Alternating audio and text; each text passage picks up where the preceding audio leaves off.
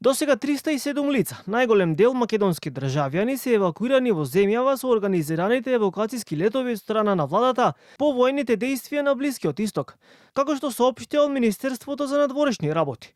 Вечерва се очекува трета група на граѓани од земјава и регионот да пристигнат од Ријад во Приштина, пошто доцна во ноќта со автобус ќе дојдат во Македонија. Имајќи предвид дека нашата земја нема склучено договор за воздушен сообраќај со Кралството Саудиска Арабија, предвидено е авионот да слета на аеродромот во Приштина, пошто ќе биде организиран превоз за патниците до Скопје. Соопшти од МНР. За евакуацијата од Ријад се пријавени 153 патници, најмногу 96 од Катар, 33 од Кувајт, 15 од Бахреин и 9 од Саудиска Арабија. Синоќа пак пристигна втората група на евакуирани државјани од Обединетите Арапски Емирати, вкупно 150, од кои 125 од Македонија, а останатите главно од соседството.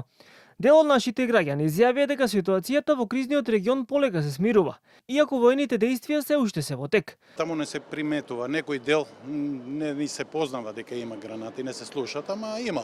Се надеваме дека и ќе се смири малце ситуацијата.